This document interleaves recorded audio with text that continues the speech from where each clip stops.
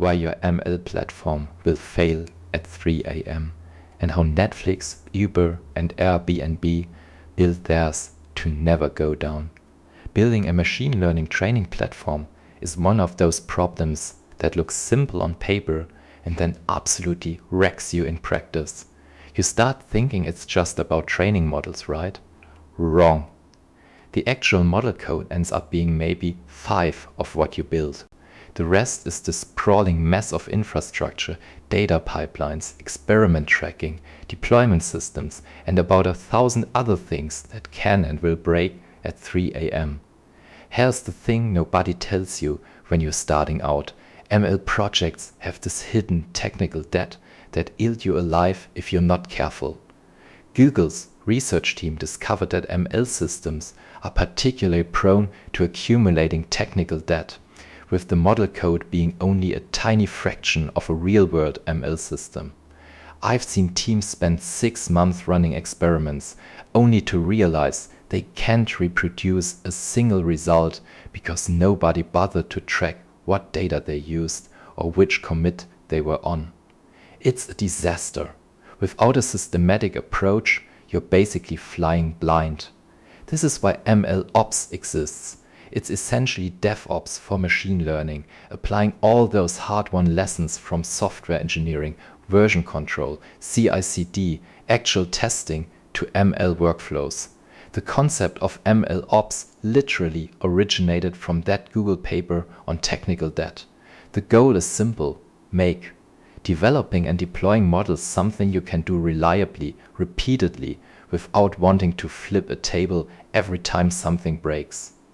Now there are a bunch of platforms out there trying to solve this.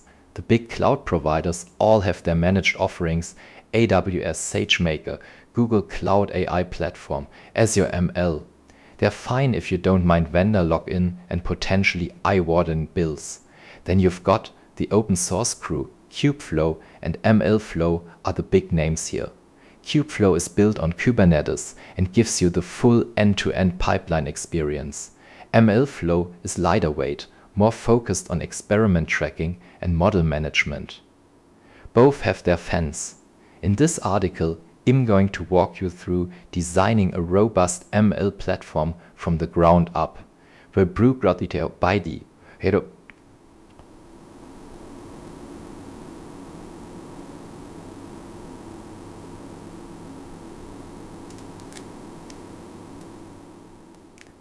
Look.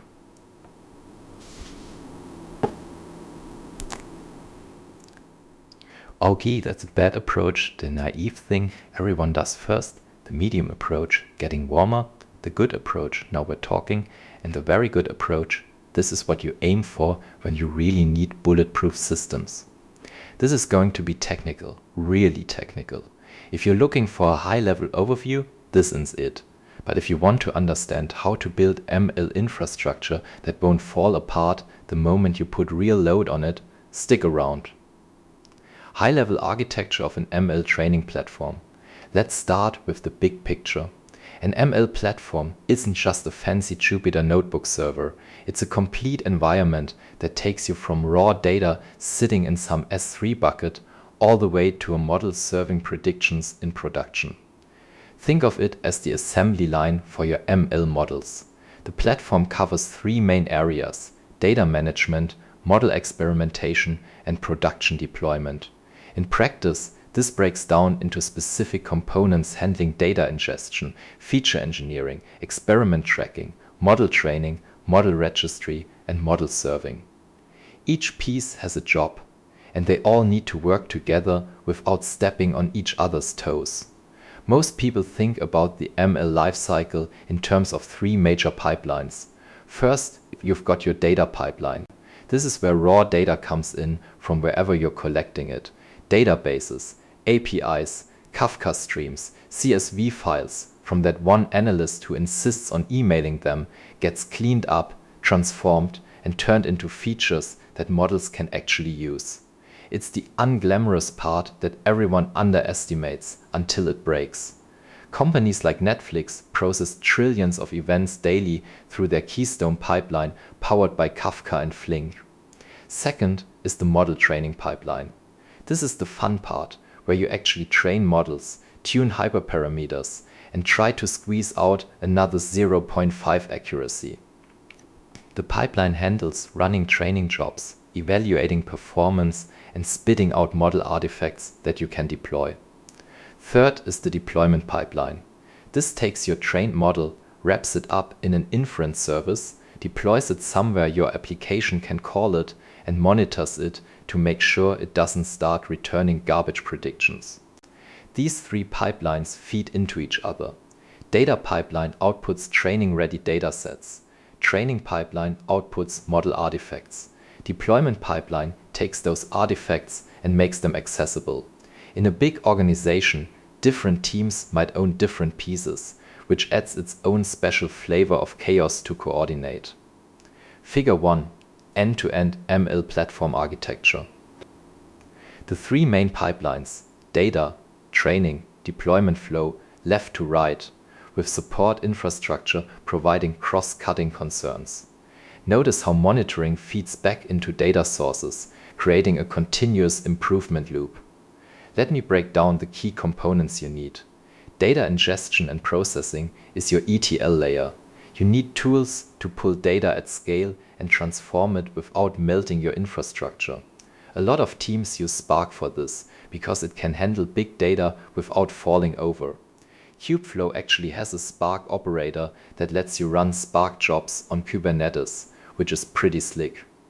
Feature store is where you stash engineered features so you can reuse them across models and critically make sure your training features match your serving features.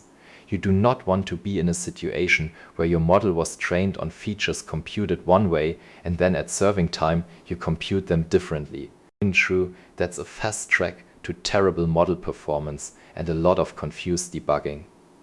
Feast is a popular open source option here, and companies like Uber and LinkedIn have built their own feature stores. LinkedIn even open sourced their feature store called Feather. Interactive development environment is basically your Jupyter notebook setup. Data scientists need somewhere to poke at data and prototype models before they formalize everything into production pipelines. Kubeflow provides notebook servers that run inside your cluster. The catch is that notebooks are kind of a nightmare for version control since they're JSON files, not clean Python scripts. You need discipline to avoid notebook hell, where everyone has their own versions and nobody knows what's production ready. Experiment tracking and metadata store is your source of truth for everything you've tried. Every training run gets logged with its parameters, metrics, code version, data version, artifacts, everything. This is usually a database with an API and UI. MLflow tracking is the go-to here. It lets you compare runs, see what worked, and actually reproduce results when you need to. Without this, you're just running experiments into the void. Training Orchestrator is what actually runs your training jobs. It packages up your code, usually in Docker containers, schedules it on available compute CPUs, GPUs, whatever you've got, and can distribute training across multiple machines if needed. Kubeflow's training operator handles this, supporting frameworks like TensorFlow and PyTorch with multi-worker distributed training. Hyperparameter tuning service automates the tedious work of trying a million different hyperparameter combinations. Kubeflow's Cutip component does this, running optimization algorithms, Bayesian optimization, grid search, random search, genetic algorithms, you name it, to find good hyperparameters without you manually babysitting every trial. Model registry is your catalog of trained models. It's like a library where each model has multiple versions, metadata about how it was trained, and a stage, staging, production, archived. This is the handoff point between training and serving. When you mark a model version as production in the registry, that's the signal to your serving infrastructure about what to deploy. Deployment and serving infrastructure is what puts models into production. In a Kubernetes setup, you might use kserve, formerly kf serving, which deploys models as services, handles scaling, routing, and monitoring. Or you could use Seldon Core, BentoML, or any number of other frameworks. The key is it needs to handle the operational stuff, scaling up when traffic increases, health checks, rolling updates, the works. You can mix and match these components. Kubeflow gives you a full suite out of the box. MLflow focuses on tracking and registry, and you can integrate it with other tools for orchestration. The important thing is to keep it modular. You want to be able to swap out components when something better comes along or when a component isn't meeting your needs anymore. Next, let's dig into data preparation and feature management. Let's talk about data, because if your data is bad, nothing else matters. You can have the fanciest model architecture in the world, but garbage in, garbage out is still the law of the land. Your data pipeline is where raw data gets turned into something useful. This usually means pulling data from databases, data lakes, streaming systems, whatever. Then you validate it, transform it, engineer features from it, and output datasets ready for training. At scale, this is a lot of data moving through a lot of processing steps, and any one of them can fail in creative ways. Companies like Uber stream millions of events through Kafka to process location data in real time. A solid design breaks the pipeline into clear stages: ingestion, validation, transformation, feature engineering. Each stage should be able to run independently and ideally be distributed, so you're not waiting 3 days for a single machine to churn through terabytes of data. This is where frameworks like Spark or Flink come in. Kubeflow Spark Operator lets you run these jobs on your Kubernetes cluster, which keeps everything in one place infrastructure-wise. Figure 2: Data Pipeline with Feature Store. The pipeline flows from multiple data sources through validation, which can halt the pipeline on failure, transformation, and feature engineering. The feature store maintains both offline for training and online for serving versions of features, preventing training serving skew. Now here is where it gets important: you need a feature store. This is a centralized place to store features you've computed so you can reuse them and, more importantly, serve the same features at training and inference time. I cannot stress this enough. Training serving skew is one of the most insidious bugs in ML systems. You train a model using features computed in Spark with one set of logic. Then at serving time, you recompute those features in your application with slightly different logic, and boom, your model performance tanks in production. Google Play actually discovered features that were always missing from serving logs, and fixing this training serving skew improved the app install rate by 2. A feature store like Feast or Tecton solves this by being the single source of truth for feature values. Data validation is another must-have. Before you even think about training, validate that your data matches what you expect. Check schemas, value ranges, distributions, everything. You want to catch data quality issues early, not 3 hours into a training run, or worse, after you've deployed a model trained on corrupt data. Tools like TensorFlow data validation or Great Expectations let you define expectations and automatically flag anomalies. If validation fails, the pipeline should stop and alert someone, rather than happily processing garbage. Google's TFX pipeline includes a data validation component that will stop the pipeline and surface an error if the data has anomalies. For example, let's say your daily data ingestion suddenly has 30 missing values in a critical column because some upstream system changed. Without validation, your pipeline processes it, your model trains on it, and maybe it even deploys because your metrics look okay on the broken data. Then in production, the model is terrible and you're scratching your head trying to figure out why. With validation, the pipeline fails on day 1, you get an alert, you fix the upstream issue, done. Data scientists also need a place to experiment with data processing before it goes into production pipelines. This is where notebooks come in. Kubeflow provides notebook servers that let you spin up Jupyter environments with access to your cluster resources. The challenge is that notebooks are notoriously hard to maintain. They're not easy to version control, and there's a tendency for people to accumulate diverging notebook versions that don't match production code. The solution is discipline. Use notebooks for exploration and prototyping, but as soon as you figured out what you're doing, convert it into proper Python modules or pipeline components. You can use tools like Papermill to parameterize and execute notebooks programmatically, but honestly, production pipelines should be regular code, not notebooks. The bottom line: invest in your data pipeline. Make it scalable, make it validate data quality, use a feature store to avoid training serving skew, and keep your prototype code separate from production code. Get this foundation right, and everything else gets easier. Mess it up, and you'll be fighting fires constantly.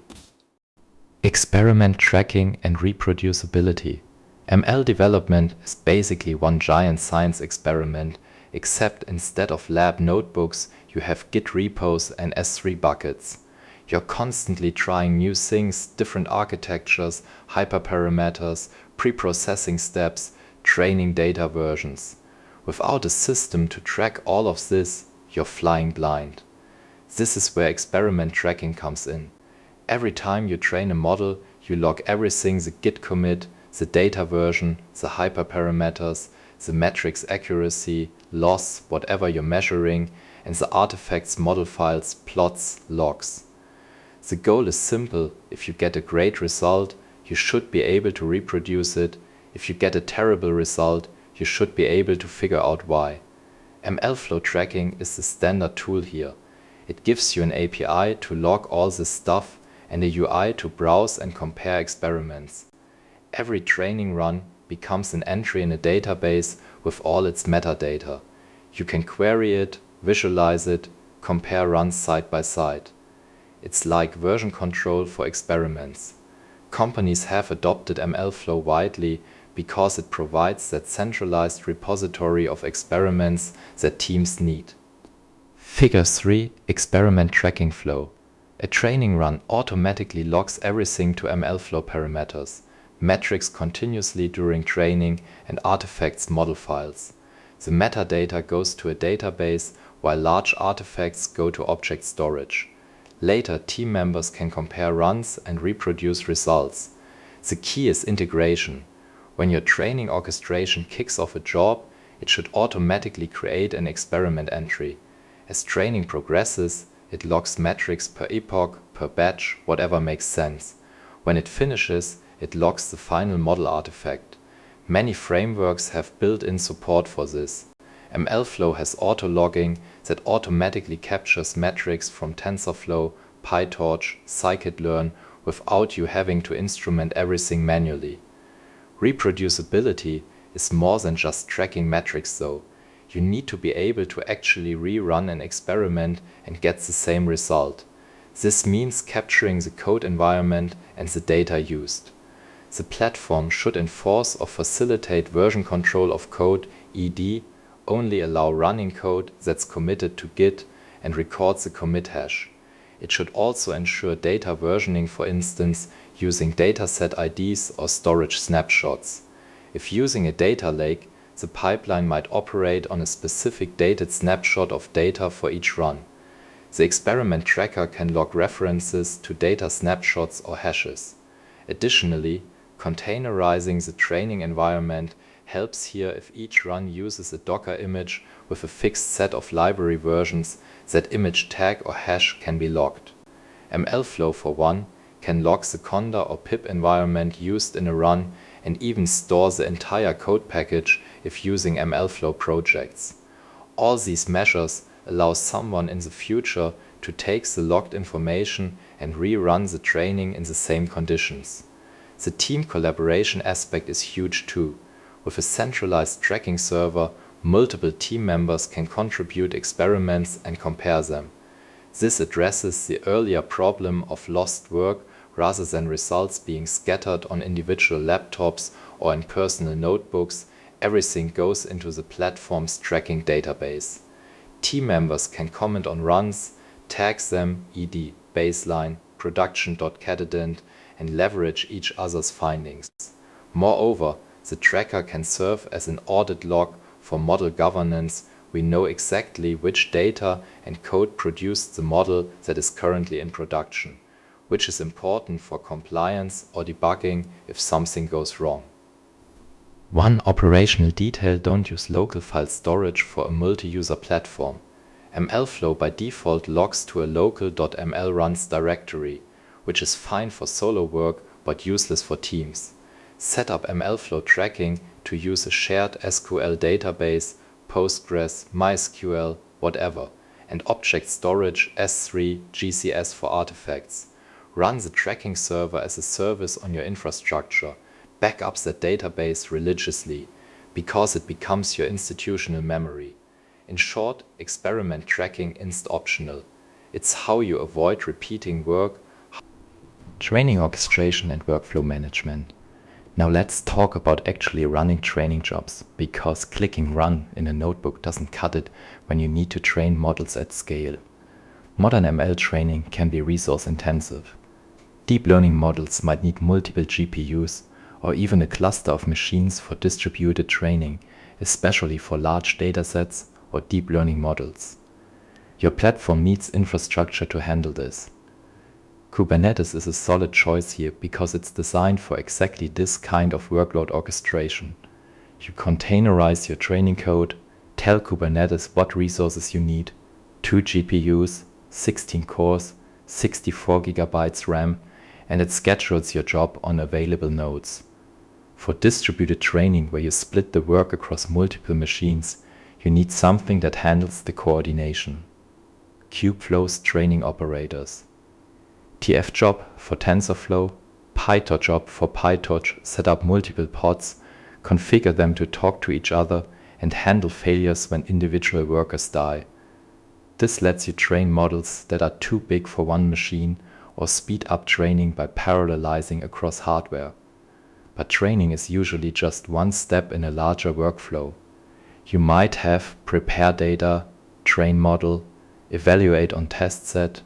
If metrics look good, then register model. If metrics look really good, then trigger deployment. This is where pipeline orchestration comes in.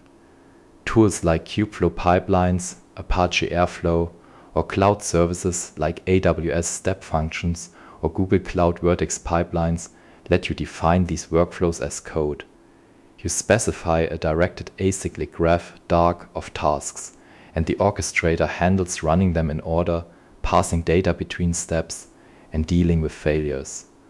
Spotify actually moved from their own Luigi orchestrator to Kubeflow pipelines and Flight because they needed better support for ML-specific workflows across their 20,000 daily pipelines. Figure 4: ML training workflow orchestration. A dark defines the pipeline logic with conditional branching based on metrics and test results. Each step executes in its own Kubernetes pod. The orchestrator controller persists state in etcd, enabling recovery if the controller restarts. For example, a typical ML pipeline might look like: 1. Data prep job outputs a dataset path 2. Training job takes that path, trains, outputs a model path 3. Evaluation job takes the model path, runs tests, outputs metrics 4.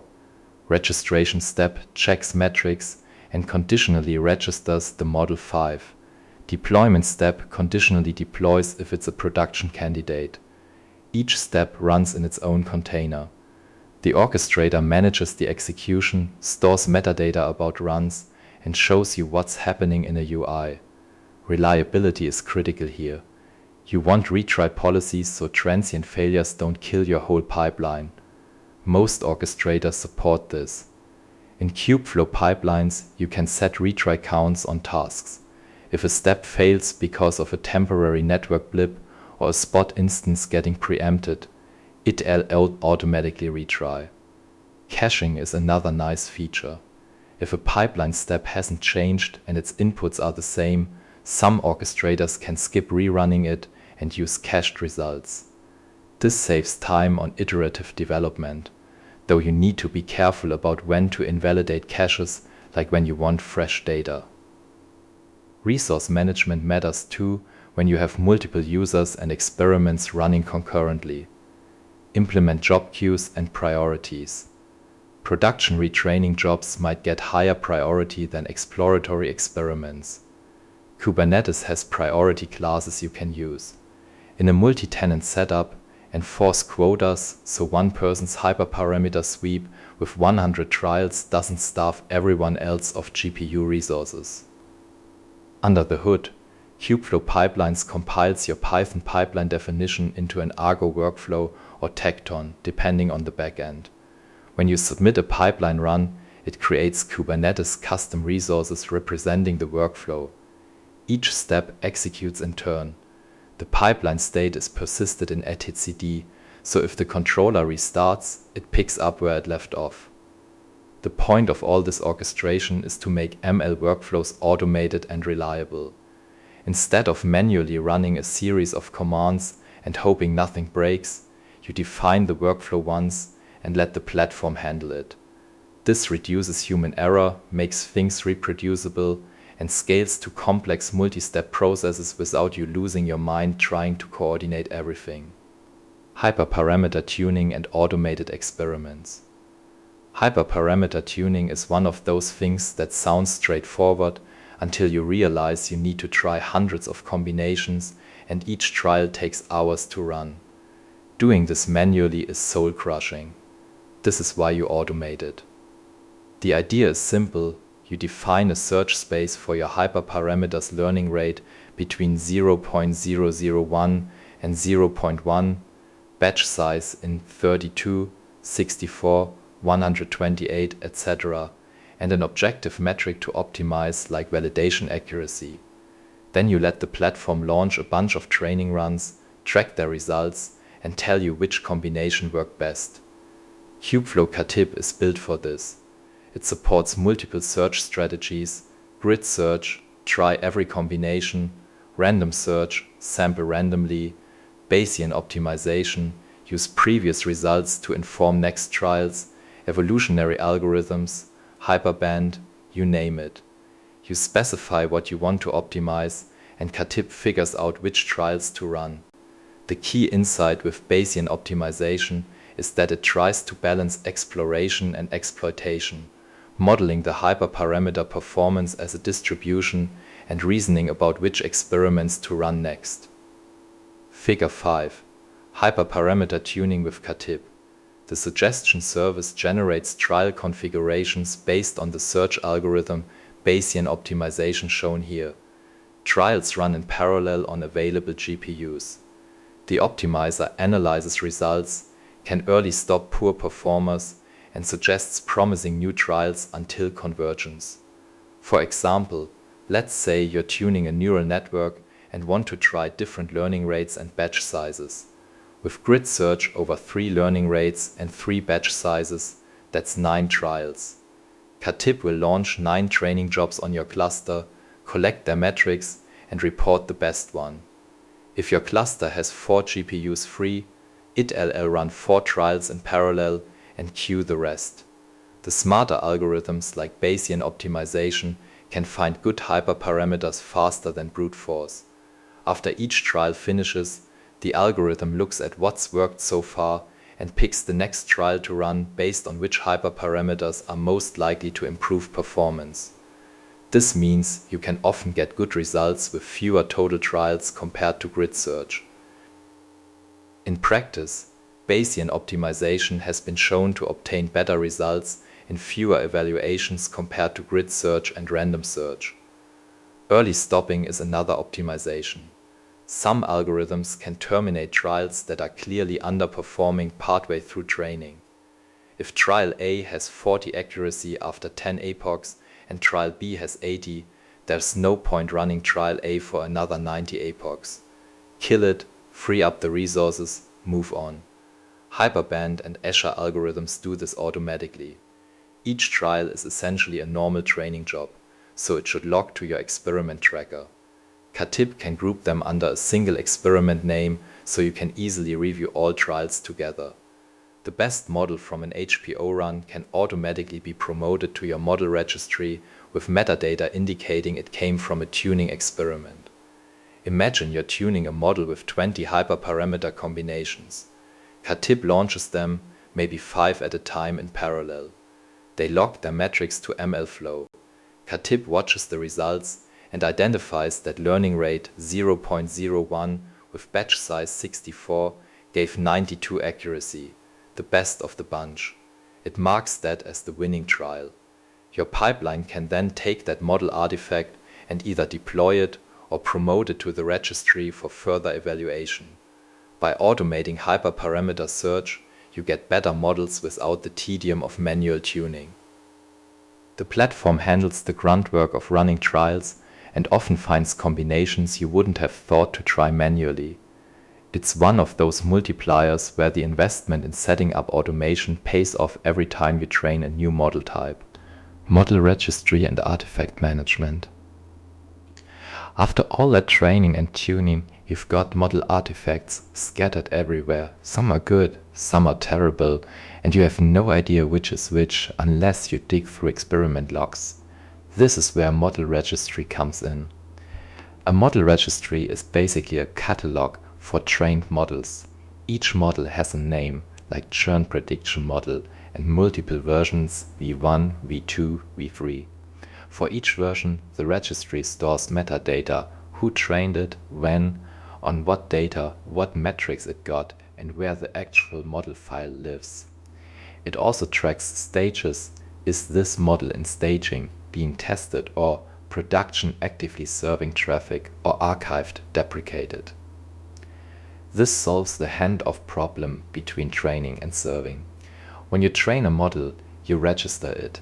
When you want to deploy, you look in the registry for the production version of the model you want. The registry is the single source of truth for which model should be running right now. Kubeflow and MLflow both offer model registries. The workflow looks like this. Your training pipeline finishes and produces a model artifact. A registration step calls the registry API to create a new version entry. It uploads the model file to storage as free, GCS, wherever, and logs the URI. The registry records all the metadata, the training run ID, the metrics, the git commit, everything. Figure 6 Model Registry Lifecycle. Models progress through stages: non-staging, production, archived. Multiple versions can exist simultaneously. The registry tracks complete metadata for each version, enabling rollback and lineage tracking. The serving infrastructure watches for production stage changes. The registry entry gets created with a stage, often starting as staging. An ML engineer then deploys that version to a staging environment to test it. If it passes, tests performance benchmarks, integration tests, maybe even A/B tests with a small percentage of real traffic, they promote it to production in the registry. The serving infrastructure watches the registry and automatically picks up the new production version to deploy. For example, you might have churn prediction model v7 in production serving traffic. You train v8 and register it as staging. You test it offline and in staging. It looks good, so you transition it to production in the registry. Your deployment system sees this change and triggers a rolling update to swap v7 for v8 in the live service. The registry also helps with rollback. If v8 turns out to have a bug, you can flip v7 back to production and the deployment system reverts. Because the registry has all versions, you're never stuck. Artifact storage is straightforward but important. Use redundant, durable storage. Store model files in S3 with versioning enabled or equivalent. The registry just stores a reference path or URI along with checksums to verify integrity. You don't want to lose models because someone deleted the wrong S3 bucket. Metadata and lineage tracking is where registries really shine. You can record not just metrics, but the entire provenance of a model, what data it was trained on, what code version, what hyperparameters, what upstream models or features it depends on. This is crucial for governance and debugging. If a model starts misbehaving in production, you can trace it back. This is V7 trained on October 15th data with commit ABC123 from experiment run 4567. You can go look at that exact run and figure out what went wrong. Collaboration is easier too. The registry is a shared space where data scientists can register candidate models, reviewers can check them out, and ML engineers can deploy them. Everyone knows where to look for the latest approved models. The registry is the bridge between experimentation and production. It turns ad hoc model artifacts into managed versioned releases. Without it, you're juggling model files manually, and that's a recipe for disaster, like deploying the wrong model version because you copied the wrong file. Model deployment and serving. Alright, you've got a trained model sitting in your registry. Now you need to actually deploy it so it can serve predictions. This is where a lot of teams discover that putting a model in production is way harder than training it. Your serving infrastructure needs to take a model artifact, wrap it in an API, deploy it to compute resources, handle traffic, scale up and down based on load, and monitor everything to make sure it doesn't fall over. In a Kubernetes setup, tools like kserve or Selden Core handle most of this. Kserve, formerly KF serving, is pretty slick. You create an inference service custom resource that specifies which model to serve and what framework it uses, TensorFlow, PyTorch, scikit-learn, whatever. Kserve spins up pods running the appropriate model server, sets up networking so you can call it via HTTP or gRPC, and integrates with Knative for autoscaling. It can even do fancy stuff like canary deployments and A/B testing out of the box. Figure 7. Model serving with canary deployment. When a model is promoted to production in the registry, the deployment controller initiates a canary deployment routing 10 of traffic to the new version. Monitoring tracks latency, errors, and data drift. If metrics are good, traffic gradually shifts to a 100 new version. If issues arise, traffic instantly rolls back to the old version. Selden Core is another option. It's similarly built around Kubernetes, lets you deploy models as microservices, and supports complex inference graphs where you chain multiple models or pre-processing steps together. One caveat though, Selden Core changed to a business source license in 2024, making it free for non-production but requiring a subscription for production use. The deployment process typically looks like this. Your model registry emits an event when a model version is promoted to production. A deployment service picks this up and triggers an update to the inference service. It might apply a new Kubernetes manifest that points to the new model artifact. The manifest specifies where to download the model S3 path or whatever, what container image to use for serving, and resource requirements. Once deployed, the model is available at an API endpoint. If you have multiple models, they might each get their own endpoint or path. Clients, your web app, mobile app, other services call this endpoint with input data and get predictions back. Scaling is critical. You want at least 2 replicas of your model service running at all times for high availability. If one pod dies, the other keeps serving traffic. Under load, you need autoscaling to add more replicas. Kubernetes horizontal pod autoscaler can scale based on CPU memory, or you can use Knative's autoscaler, which Kserve uses, to scale based on request rate. You can even scale down to 0 replicas when there is no traffic to save costs, though that comes with cold start latency when traffic resumes. Batch inference is a different beast. Sometimes you don't need real-time predictions, you want to score 1 million records overnight and store the results.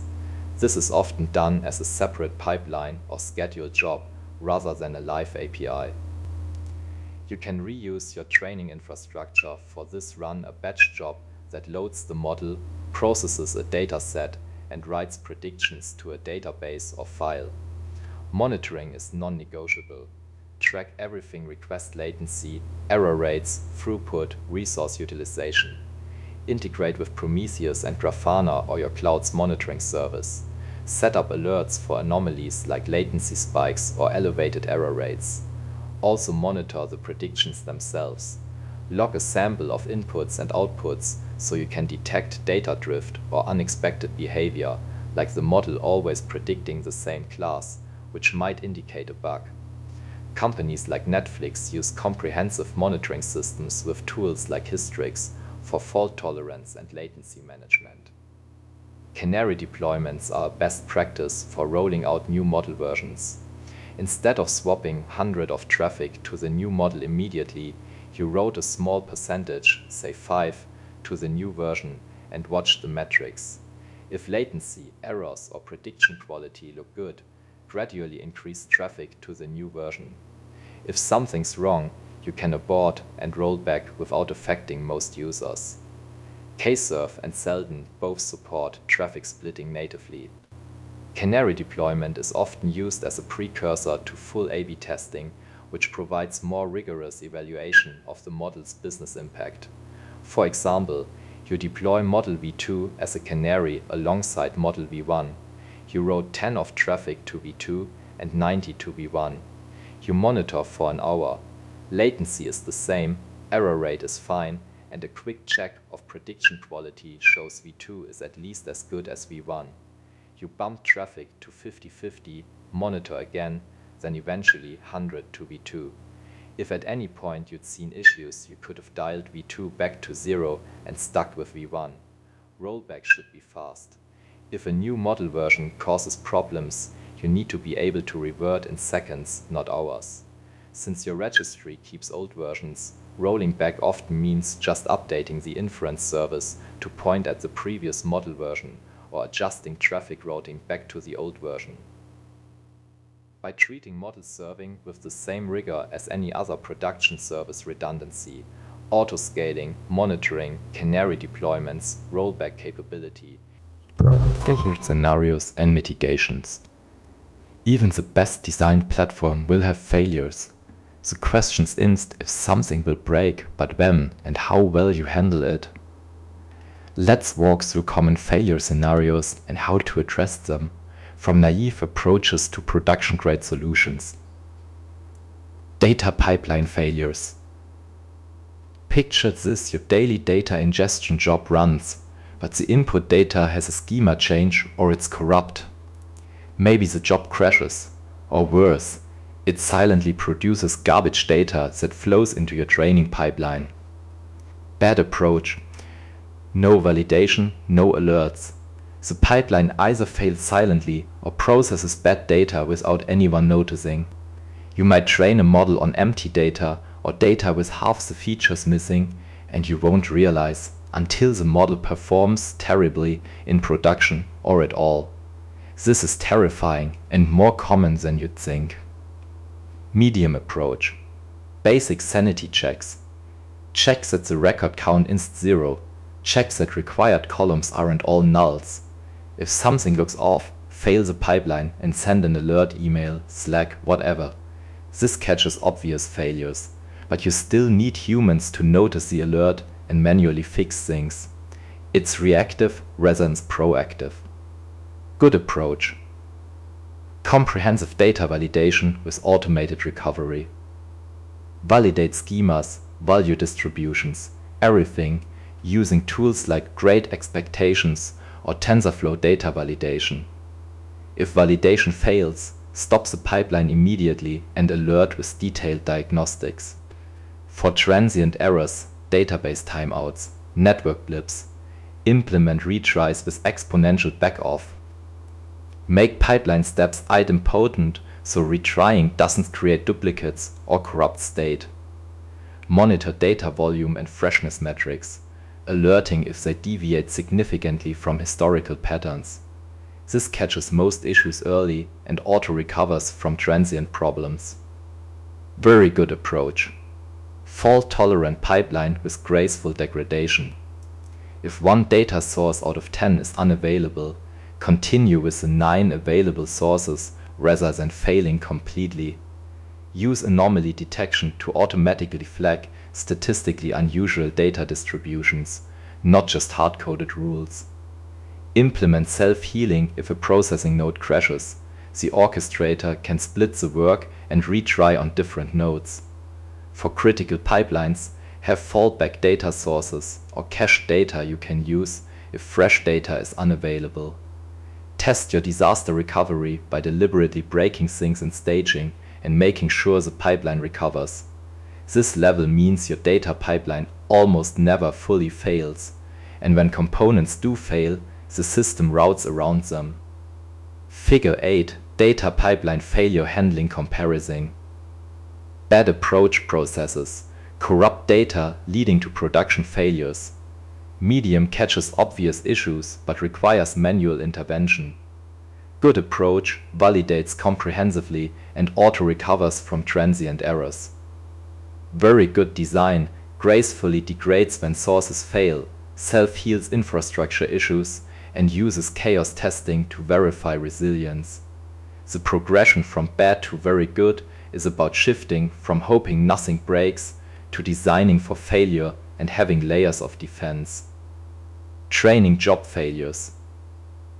Training jobs can fail for a million reasons: bugs in your code, out-of-memory errors, infrastructure failures, nodes crashing, network issues, preemptible instances getting reclaimed. Without resilience, a failure means wasted compute time and lost work. Bad approach: no checkpointing, no retries. If a job fails, it fails completely. All progress is lost. Someone has to manually notice and resubmit. If you're training for 10 hours and the node dies at hour 9, you start over from scratch. This is painful and expensive. Medium approach: manual checkpointing. Your training script saves model checkpoints periodically every epoch or every few minutes. If a job fails, you manually launch a new job that resumes from the last checkpoint. This saves the work up to the checkpoint, but recovery is manual and slow. You might lose 10-20 minutes of training between checkpoints, but at least not 10 hours. Good approach: automatic checkpointing and retries. The platform is configured to save checkpoints to shared storage regularly. If a training pod dies, the orchestrator automatically launches a replacement that loads the latest checkpoint and continues. Transient failures spot instance preemptions, network hiccups are handled transparently. The training operators in Kubeflow support this. Users might not even notice a failure happened, except for a slightly longer total runtime. Distributed training jobs can respawn failed workers and continue. PyTorch's Torch Run provides fault-tolerant distributed training, where if a failure occurs, all processes restart from the last checkpoint. This dramatically improves reliability. Very good approach: elastic training with minimal interruption. The training framework can dynamically adjust to workers joining or leaving. If a worker dies, the remaining workers continue and a replacement spins up and syncs state. Frameworks like Horobot and PyTorch have elastic training support. For critical jobs, run redundant parallel training, expensive, but ensures one completes even if hardware fails. Use cloud-specific features like managed spot training with automatic checkpointing. AWS SageMaker does this. Implement intelligent scheduling that avoids co-locating all workers on the same physical host to avoid correlated failures. Comprehensive logging and alerting catch non-transient issues like code bugs causing repeated failures and surface diagnostic info immediately. At this level, training jobs almost always succeed, even in the face of significant infrastructure instability. Figure 9. Training job failure handling comparison. Bad approach loses all progress on failure, requiring full restart. Medium saves checkpoints, but needs manual intervention. Good approach auto-recovers from checkpoints transparently. Very good uses elastic training, where workers can die and rejoin without stopping the job, plus intelligent scheduling to prevent correlated failures. The difference is going from training is fragile and expensive to retry, to training is robust and recovers automatically. Workflow orchestrator failures. Your workflow orchestrator, kubeflow, pipelines, airflow, etc. is the brain coordinating everything. If it fails, pipelines might stop mid-flight or not start at all. Bad approach. Single point of failure with no state persistence. You're running the orchestrator on one machine with no backups. If it crashes, all running workflows halt and their state is lost. Nobody knows what was running or what stage things were in. Recovery means manually figuring out what broke and restarting everything from scratch. This is a disaster. Medium approach. Basic high availability. Run the orchestrator in a way that it can restart and recover state. In Kubernetes, the orchestrator controller stores state in etcd, so if the controller pod dies, a new one spins up and picks up from etcd. The metadata database MySQL Postgres behind the orchestrator is at least backed up regularly. If the orchestrator goes down briefly, it recovers automatically and pipelines continue. This prevents catastrophic loss, but might have brief interruptions. Good approach. Highly available orchestrator with retry logic. Run multiple replicas of the orchestrator if supported, or at least have fast automatic restarts and health checks. Ensure the metadata database is in an HA configuration primary replica with automatic failover. Pipeline definitions are backed up and version controlled. Each pipeline step has retry policies for transient failures. If a controller restarts, pipelines resume from their last recorded state without human intervention. Monitoring alerts if the orchestrator is unhealthy. This means pipelines are rarely interrupted even if infrastructure has issues. Very good approach. Self-healing and geo-redundant orchestration. Run orchestrator components across multiple availability zones or regions to survive zone failures. Use load balancing if the orchestrator supports multiple workers. Implement graceful degradation if the metadata DB goes read-only during a failover. Running tasks continue even if new pipelines can't start. Have a backup orchestrator in a different region with replicated pipeline definitions for disaster recovery. Use chaos engineering to regularly test failover scenarios, kill the scheduler, make the DB unresponsive, etc., and ensure recovery works. At this level, the orchestration layer is as reliable as any critical service, handling failures transparently. Figure 10. Workflow orchestrator failure, handling comparison. Bad approach has single VM orchestrator crash means total loss. Medium uses Kubernetes auto restart with etcd for state recovery.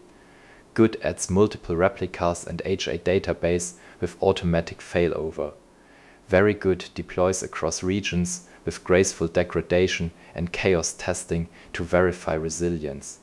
This progression takes you from orchestration is fragile and failures mean manual recovery to orchestration just works even when things break. Experiment tracking and metadata store failures. If your experiment tracking database goes down, you can't log experiments, and you might even lose historical data if you're unlucky. Bad approach. No central tracking or single instance with no backups. Everyone logs locally to their machines. If someone's disk fails, their experiments are gone. Or you have a single MLflow server with a database on one VM that's never backed up. If that VM dies, you lose everything. This is unacceptable for anything beyond solo hobby projects. Medium approach. Centralized with regular backups. Use a managed database RDS. Cloud SQL for the tracking backend with daily backups. If the tracking service crashes, restart it manually or via auto restart. If there's an outage, you can restore from backup, maybe losing up to a day of data. Users will hit errors during the outage but won't lose historical experiments. This is okay, but not great. Good approach. Highly available tracking service. Use a multi-AZ database with automatic failover. Run multiple replicas of the tracking server behind a load balancer. Implement retry logic in the tracking client, so if the server is briefly unavailable, it buffers and retries logging. Use versioned object storage as free with versioning for artifacts to protect against accidental deletion. With this setup, tracking is almost always available and brief outages are automatically handled by client retries. Users rarely experience issues. Very good approach. Decoupled logging with message queues and federation. Have training jobs log metrics to a durable message queue Kafka instead of directly to the tracking database. A separate consumer service reads from the queue and writes to the DB. This decouples training from the tracking DB's availability. If the DB is down, messages pile up in the queue and get processed when the DB recovers, so no data is lost. Alternatively, implement local buffering. The tracking library caches metrics locally if it can't reach the server, then uploads later. For extreme resilience, replicate tracking data to multiple regions or have a backup tracking store. Regularly export registry data so you can rebuild if necessary. Test backup restoration periodically. At this level, experiment data is nearly impossible to lose and tracking is always functional from the user's perspective. Figure 11. Experiment tracking failure handling comparison. Bad approach stores locally, disk failure loses everything. Medium centralizes but downtime blocks logging. Good uses HA database, load balancers, and client retries for resilience. Very good decouples via Kafka queue so training never blocks, with multi-region replication and local buffering for extreme reliability. The goal is making experiment tracking so reliable that researchers never worry about losing their work. Model serving failures. Your deployed model service can fail due to process crashes, infrastructure failures, or even just bugs that cause it to return garbage under certain inputs. If serving goes down, your application is broken. Bad approach. Single instance with no monitoring. One container or VM runs your model API. If it crashes, the service is down until someone manually notices and restarts it. There are no health checks, no auto restart. This is unusable for production. Medium approach, redundancy and basic load balancing. Run 2 to 3 instances behind a load balancer with health checks. If one crashes, the load balancer stops routing to it and the others handle traffic. Use Kubernetes deployments which automatically restart failed pods, monitor the endpoint, and alert if health checks fail. This prevents a single point of failure and provides basic resilience. Most small failures are transparent to users. Good approach. Robust deployment with rolling updates and monitoring. Use rolling updates for new model versions, so you never take all instances down at once. Implement readiness and liveness probes so new instances don't receive traffic until they're confirmed healthy, like successfully loading the model and running a test inference. Collect detailed metrics, latency, throughput, error rates. Alert on anomalies. Implement autoscaling so traffic spikes don't overload the service. Use circuit breakers in clients to handle downstream failures, gracefully return cached predictions or defaults rather than error. Canary deployments for new model versions route a small percentage of traffic, monitor, and roll back automatically if metrics degrade. This makes serving highly reliable and new deployments low risk. Very good approach, graceful degradation and geo-redundancy. Design your application so that if the ML service is completely unavailable, it falls back to heuristic or cached predictions rather than erroring. Keep the previous model version running alongside the new one for instant failover if the new version has issues. Some frameworks like Selden support multi-model deployment with traffic switching. Deploy model instances across multiple regions or availability zones to survive regional outages. Use advanced serving frameworks that can capture and quarantine requests that cause errors, preventing bad inputs from taking down the service. Continuously monitor not just infrastructure metrics, but model behavior prediction distributions, confidence scores to catch subtle bugs or data drift. Run chaos experiments, kill model pods, simulate high latency, and verify the system stays up. This level achieves 5 nines reliability, where users virtually never experience downtime. Figure 12. Model serving failure handling comparison. Bad approach runs single instance crash, breaks the application. Medium uses multiple pods with auto restart for basic redundancy. Good adds canary deployments with monitoring and automatic rollback on issues. Very good deploys across regions with graceful fallbacks, chaos testing, and request quarantine to achieve 5 nines reliability. The journey from bad to very good is about treating model serving as a mission-critical production service with all the resilience techniques that entails. Netflix's approach to fault tolerance, using tools like Hystrix and chaos engineering practices, demonstrates how critical services can achieve extreme reliability. Moving from bad to very good in these scenarios transforms your ML platform from a fragile prototype into a production-grade system. And you don't need to be at very good for everything immediately. Prioritize based on what's most critical for your business. Maybe serving needs the highest reliability because downtime loses customers, while experiment tracking can be at good level. The important thing is being deliberate about which failure scenarios matter and having strategies to handle them. Build versus buy. Open source stack versus cloud platform. So you've seen what it takes to build a robust ML platform. Now the question is, should you actually build it yourself using open source tools or just use a managed cloud platform? This is a real trade-off, not an obvious answer. Going the open source DIY route gives you maximum control. You pick your tools, MLflow, Kubeflow, whatever fits your needs. You customize everything. You avoid vendor lock-in. You can run it on any cloud or on-premises. You are not at the mercy of a vendor's pricing or feature roadmap.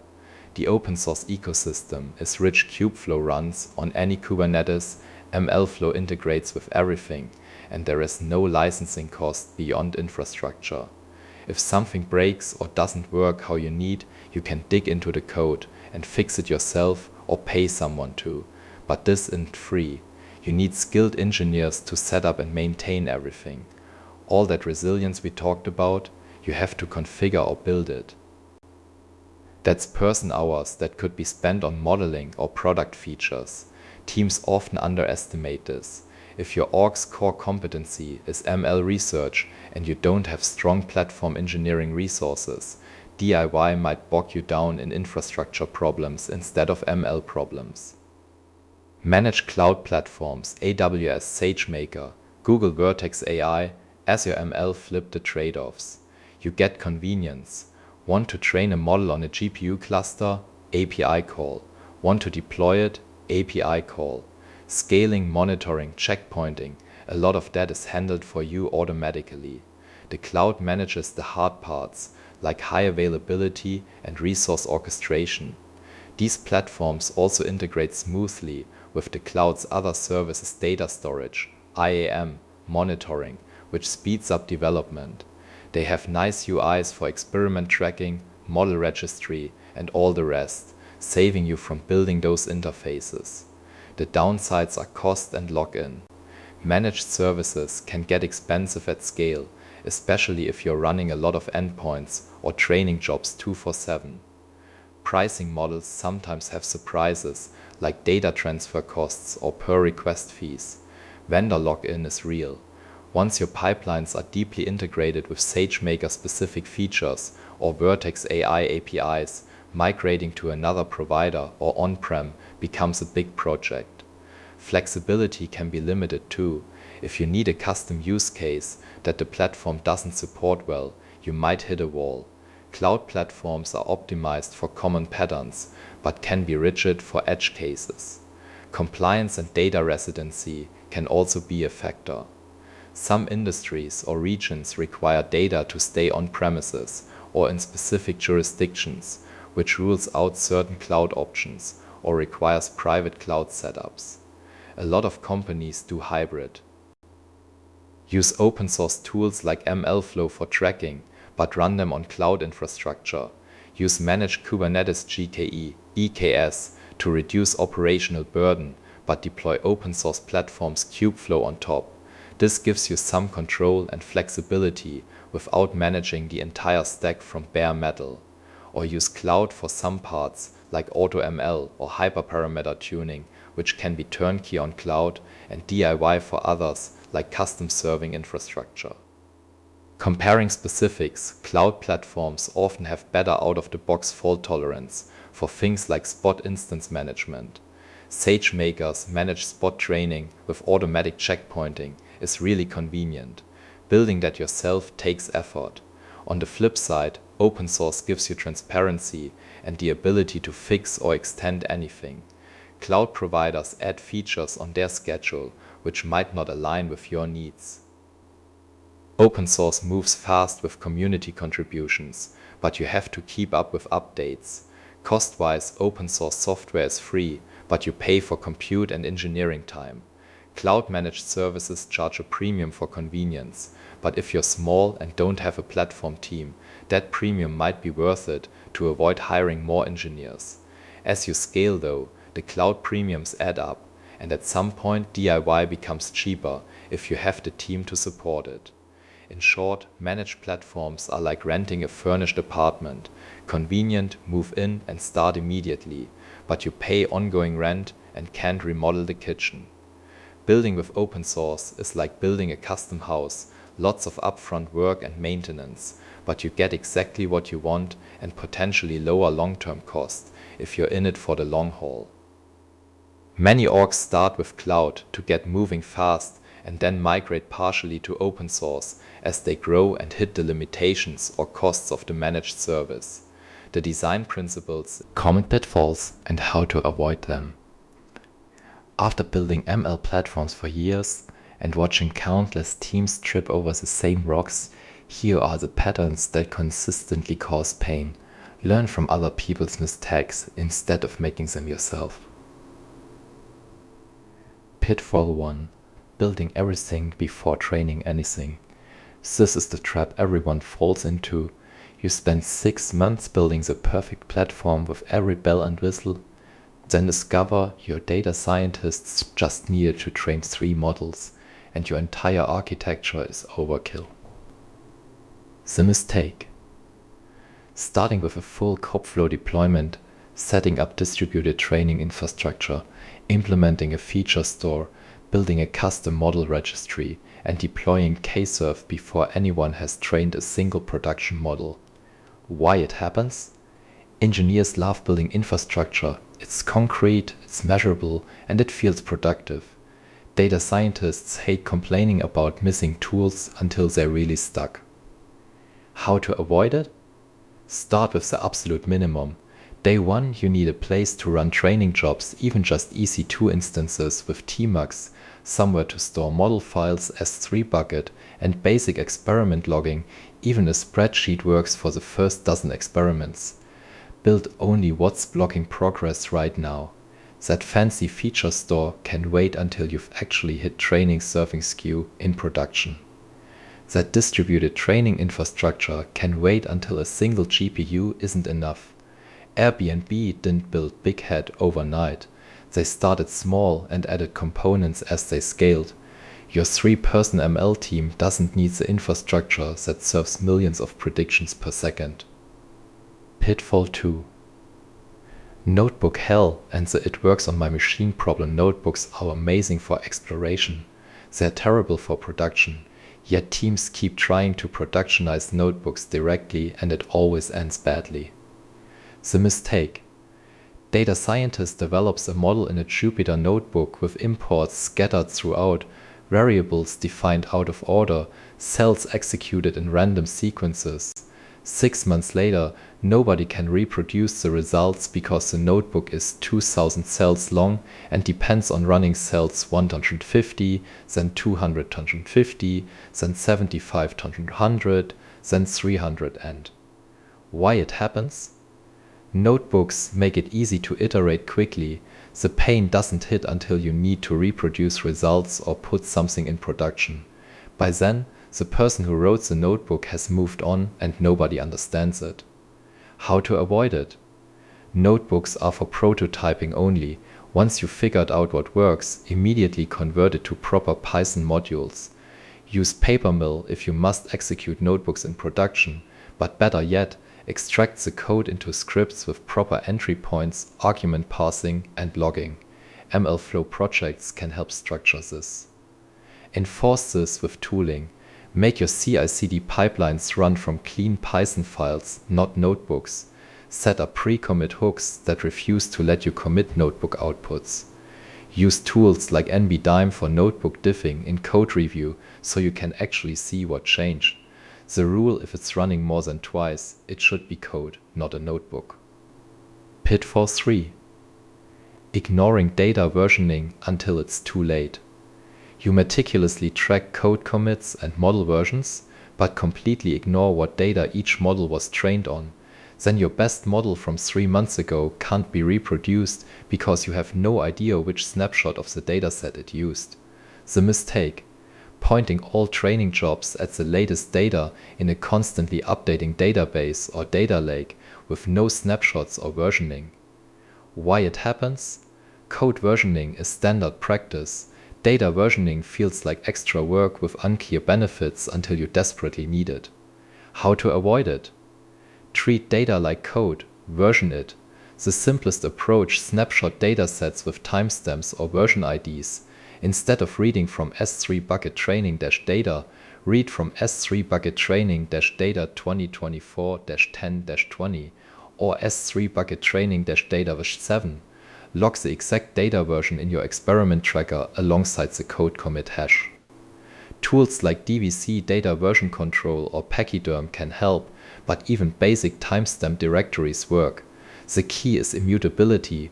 Once a dataset is used for training, it should never change. If you need to fix data quality issues, create a new version. Google's TFX keeps track of data lineage precisely for this reason. When a model fails in production, you can trace back to the exact data it was trained on. Pitfall 4. Skipping integration testing for ML models. You test your code, but you don't test your models. You deploy a new version that technically loads and serves predictions, but outputs garbage because the pre-processing changed or the model file is corrupted. The mistake. Trusting that because a model trained successfully and achieved good metrics offline, it will work in production. No integration tests, no smoke tests, nothing verifying the deployed model actually works end to end. Why it happens? ML model testing is harder than code testing. What even is a good test? Unit tests check if functions return the right output for specific inputs. ML models are probabilistic and non-deterministic. How to avoid it? Build automated tests at multiple levels. First, smoke tests. Does the model load? Can it process a sample input and return a prediction? Does the output have the right shape and data type? Second, sanity tests run predictions on a small golden dataset of known examples and verify the outputs make sense, not checking exact values, but that a classifier returns probabilities between 0 and 1.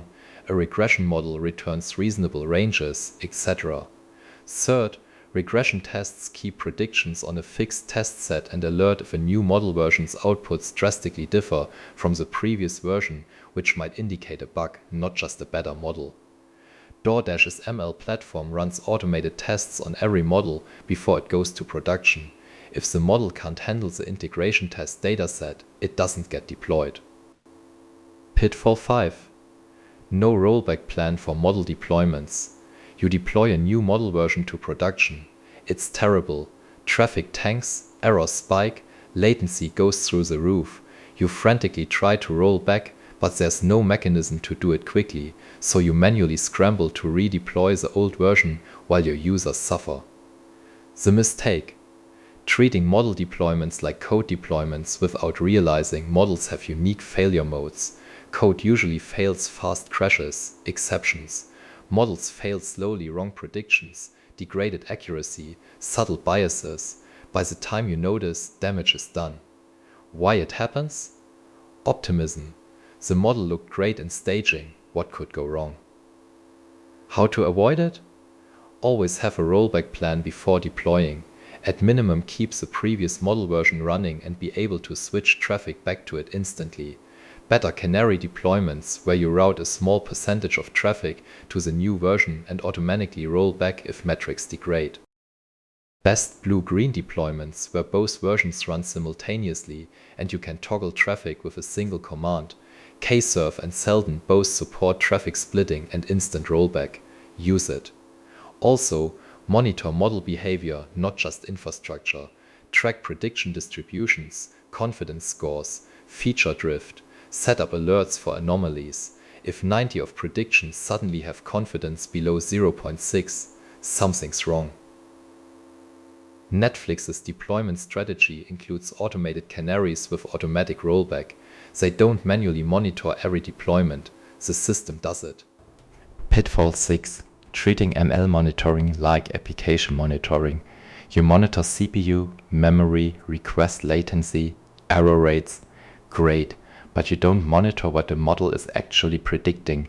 So when data drift causes accuracy to tank, you don't notice until users complain. The mistake? Assuming that if infrastructure metrics are green, the ML system is fine. Infrastructure can be perfect while the model outputs nonsense due to data drift, concept drift, or training serving skew. Why it happens? Application monitoring is well understood. ML-specific monitoring requires domain knowledge and isn't baked into standard tools. How to avoid it? Monitor the ML-specific stuff. Track input data distributions and alert if they deviate significantly from training data, data drift. Track prediction distributions and alert if they shift unexpectedly. If your model usually predicts class A 30 of the time and suddenly it's 80, investigate. Log a sample of predictions with ground truth when available to calculate actual model performance over time, not just training metrics. Tools like Evidently AI, Arise, and Fiddler specialize in ML monitoring. Even without fancy tools, you can log prediction distributions to Prometheus and alert on anomalies. Google Play monitors training serving skew actively and caught feature mismatches that cost them 2 conversion. Pitfall 7. Premature optimization of training speed. You spend weeks optimizing your training pipeline to shave 10 of training time when training only happens once a week and model serving is the actual bottleneck. The mistake. Obsessing over distributed training, mixed precision, model parallelism, and other optimizations before measuring where time is actually spent. Often data loading is the bottleneck, or the model only needs to train once a month. Why it happens? Training infrastructure is fun to optimize. It's technical, challenging, and measurable. Serving infrastructure is boring operational work. How to avoid it? Profile first, optimize second. Measure where time goes. If training takes 2 hours once a week, that's 2 hours per week.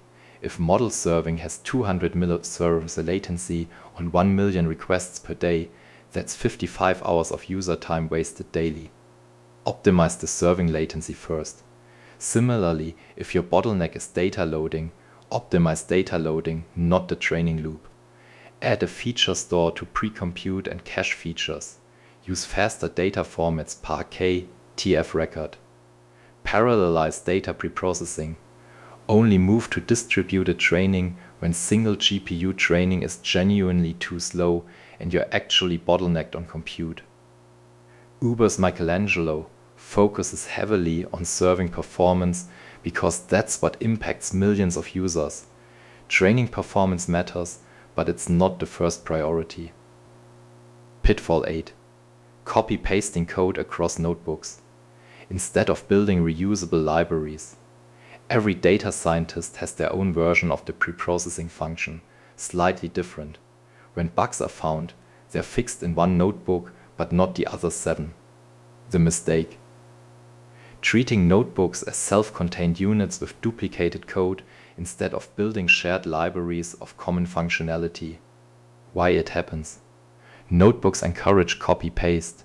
It's faster to duplicate a function than to import it from a shared module, until you have to update that function and realize it's in 50 different places. How to avoid it? Extract common code into Python packages. Data preprocessing, feature engineering, model evaluation metrics, anything used more than once should be in a shared library with tests. Import the library in notebooks. When you fix a bug or improve the code, everyone gets the update. Set up a simple internal package repository, even just a Git repo with setup.py works. Use it. LinkedIn's Pro-ML initiative explicitly focused on building shared libraries and reducing copy-paste culture in ML workflows. Figure 13. The ML platform pitfall cycle versus the right approach. Teams often build elaborate infrastructure before deploying anything, leading to over-engineering, then panic ship notebooks leading to technical debt, then rebuild from scratch. The right approach starts minimal, deploys quickly, and adds infrastructure incrementally to solve real problems discovered in production. The common thread in all these pitfalls is the same: moving too fast without thinking about production, or moving too slow by over-engineering before understanding requirements. The sweet spot is shipping early and often, but with enough structure to avoid painting yourself into a corner. Build the minimum viable platform, deploy it, learn what breaks, and iterate. Conclusion. Building a machine learning training platform from scratch is a huge undertaking. We've gone from the high-level architecture all the way down into the nitty-gritty of data pipelines, experiment tracking, training orchestration, hyperparameter tuning, model registries, and serving infrastructure. At each stage, it's not enough to just make it work. You have to make it work reliably, handling all the ways things can and will break. The theme throughout is resilience. Real-world ML systems face corrupt data, infrastructure failures, bugs, unexpected load, all of it. A solid platform anticipates these failures and has mechanisms to detect, handle, and recover from them. We saw this in the failure scenarios for every component. There is a spectrum from naive hope, nothing breaks, to robust, assume everything breaks and plan accordingly. Moving up that spectrum requires engineering effort, but the payoff is a platform people can trust and rely on. This is as much a systems engineering problem as an ML problem. You're applying lessons from distributed systems, DevOps, and software engineering to the ML workflow.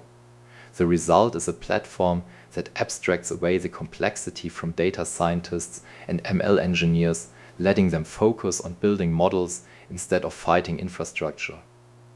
Companies like Netflix, Uber, Airbnb, LinkedIn, and Spotify have all invested heavily in building these platforms, and they've open sourced many of their learnings. Whether you use cloud platforms, open source tools, or a hybrid, the core challenges are the same. You need scalable data pipelines, reproducible experiments, reliable training orchestration, a clear path from training to production, and serving infrastructure that doesn't fall over under load.